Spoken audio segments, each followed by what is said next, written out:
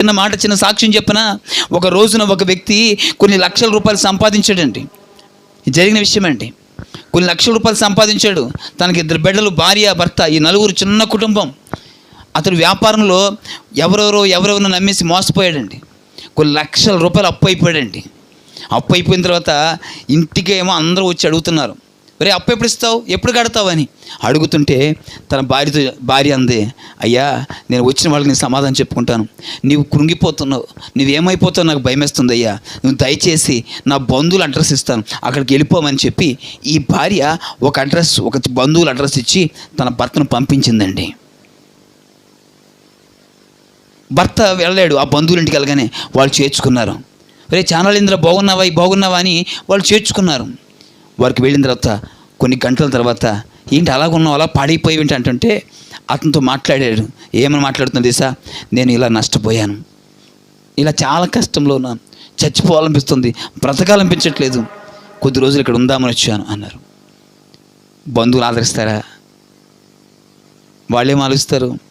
ఈడిక్కడున్నాడని తెలిస్తే ఆ అప్పులోళ్ళు కూడా మా మీదకి వస్తారు, మమ్మల్ని కట్టమంటారు అని వాళ్ళు ఆలోచించుకున్నట్ట కొన్ని అయ్యే మాటలు, కొన్ని వ్యతిరేక మాటలు చెప్పారట. ఏమంది సార్, అరే ఇలా బ్రతుకుతూ వింటరా, నువ్వు అలా చేయకూడదురా, అలా ఎగ్గొట్టకూడదురా, ఇలా నష్టపోకూడదురా అని కొన్ని సలహాలు ఇవ్వడం ప్రారంభించారంట.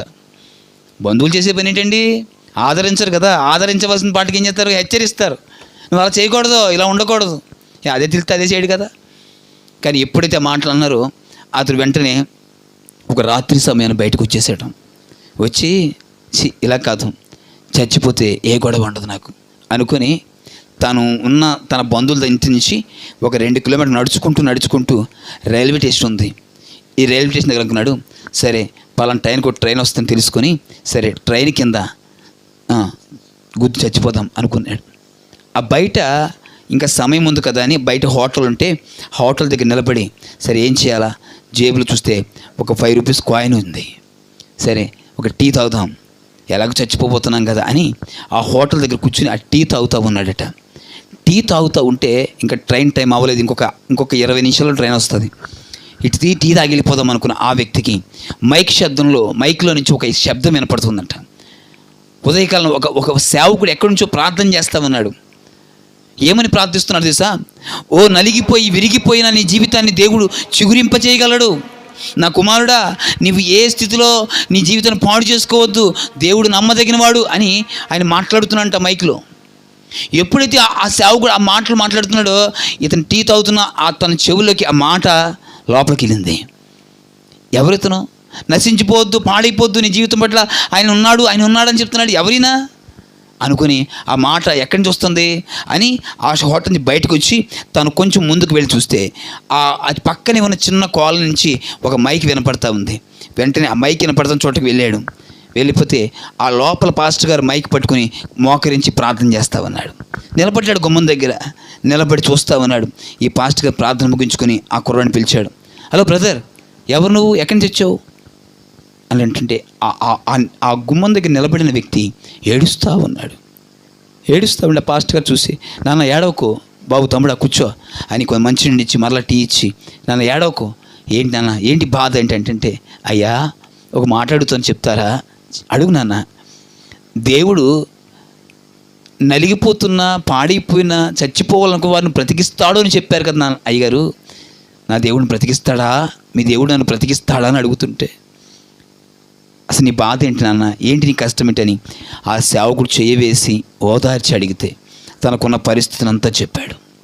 అయ్యా నీకు ఒక మాట ఇవ్వగలను, మన దేవుడు నమ్మదగిన వాడయ్యా, నీవే సహాయం చేయాలని నీవు అడిగే ప్రార్థన నీవు ఆయనకు చేయగలిగితే, నీ చిత్తంలో నన్ను వాడుకో అని నీవు ప్రార్థన చేయగలిగితే, నీ చిత్తమైతే నీ సన్నిధిలో ఒక మంచి జీవితం నాకు ఇవ్వమని మీరు అడగగలిగితే తప్పకుండా నా దేవుడు చేస్తాడయ్యా అని అన్ని పాస్టర్ గారు ధైర్యం చెప్పి, అయ్యా నీవు కొద్ది రోజులు ఇక్కడే ఉండని చెప్పి ఆ మందిరంలోనే ఆ వచ్చిన వ్యక్తి కూడా షెల్టర్ ఇచ్చి ఆ వ్యక్తిని అక్కడే ఉండడానికి సహాయం చేశాడట.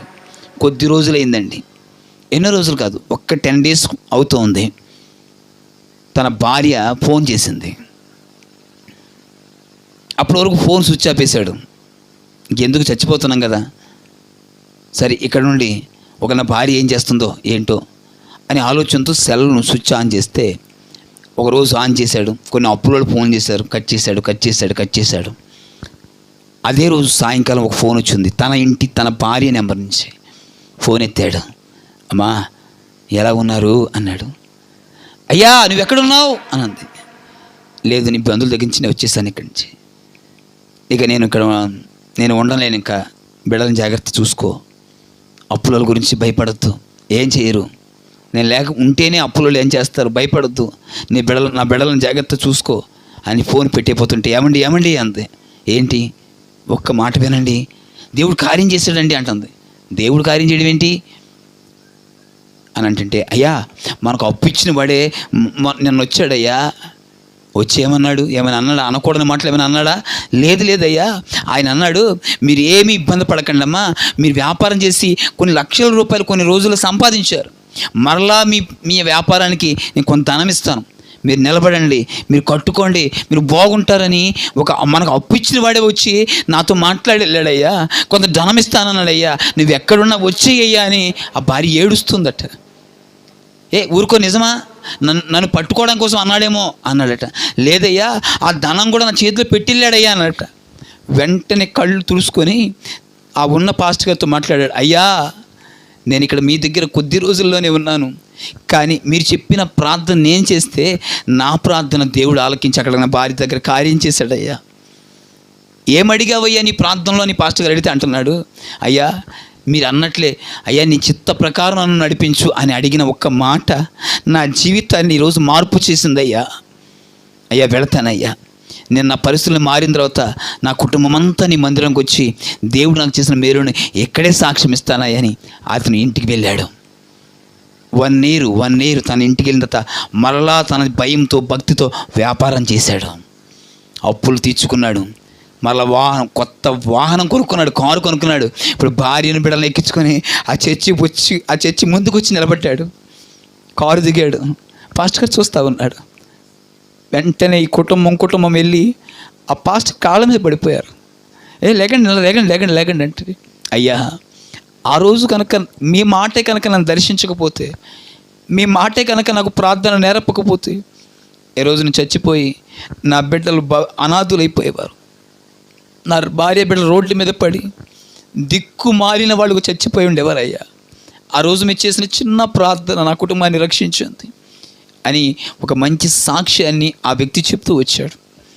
ఈ రాత్రి నేను అంటున్నాను, మన మాటలు ముగించే ముందుగా, ఈ వాక్యం ఇంకా పూర్తి కాలేదు కానీ నేను అంటాను, ఈ రెండవదిగా ఈ గోపిచంద్రం ఏమిటయ్యా అంటే, ఆ జీవిగా ఉన్న ఆ డెక్క ఎలాగైతే పొడి చేయబడి ఒక యాజకుని ఆ మందసములు వాడబడిందో, నేను అంటాను మన జీవితాన్ని కూడా ఒక పొడి చేయబడి ఒక కృతజ్ఞత కలిగి ఒక యాచన కలిగి దేవుని సందు ప్రార్థన చేయగలిగితే మన ప్రార్థనలు ఖచ్చితంగా దేవుడు విజయం ఇస్తాడండి. ఆమేన్. అంటే నిజం, ఇది మన ప్రార్థన దేవుడు ఆలకించగలిగిన వాడు. ఈరోజు నేను అంటాను, మన నాన్నవారు నిన్ను పట్టించుకోకపోవచ్చు, కానీ ఆయన మాత్రం పట్టించుకుంటాడు. ఎందుకో తెలుసా, మన తల్లి గర్భంలో రూపు ఏర్పడక ముందే మనం చూచాడండి ఆయన. నిజం ఇది. అంటే మన జీవితంలో ఒక రోజైనా గడవక ముందే మన ప్రభు అయిన యేసు మన గురించి ఎరిగి ఉన్నాడంట. నేను కూడా ఎన్నోసార్లు అనుకున్నా, ఎందుకు ఈ జీవితం ఎంతకాలం బ్రతుకుతాం, ఎప్పుడు తీరుతుంది అప్పు, ఎప్పుడు తీరుతుంది, నా బిడ్డలు నా పరిస్థితిని దాటిపోతున్నారు, దాటిపోతున్నప్పుడు అనుకున్నాను చచ్చిపోవాలి, నా అప్పు తీర్చబడలేప్పుడు అనుకున్నాను చచ్చిపోవాలి. కానీ దేవుడు అన్నాడు, ఒరే నీ కోసం కాదురా నువ్వు బ్రతికేది, నా కొరకు బ్రతకాలి, నా కొరకు అనేక మంది బ్రతికించాలా, అందుకు ఏం చేయాలి, నువ్వు బ్రతికితే నా కొరకు అనేక మంది ఏం చేయగలవు, బ్రతికించగలవు. అదే నా కొరకు నేను బ్రతికితే అనేక మంది నేను చంపేస్తాను. అంతేనండి. అంటే నువ్వు దేవునికి సన్నిధిలో మన జీవితాలు ఆయన కొరకు బ్రతకగలిగితే, ఆయన చిత్తానికి అప్పగించుకొనగలిగి, ఆయన ధూపం వేయడానికి ఎలాగ నలగగొట్టబడుతున్న ఈ ద్రవ్యమైనట్లుగా మారుతామో, నిశ్చయముగా ఆ ద్రవ్యముగా మన కుటుంబాలు జీవితాలు ఆశీర్వాదకరంగా ఉంటాయండి. స్తోత్రం చెప్దామా? హల్లెలూయా. దేవుడు నమ్మదగిన పడండి. మన దేవుడు ఎంతటి కార్యమైనా చేయగలడు.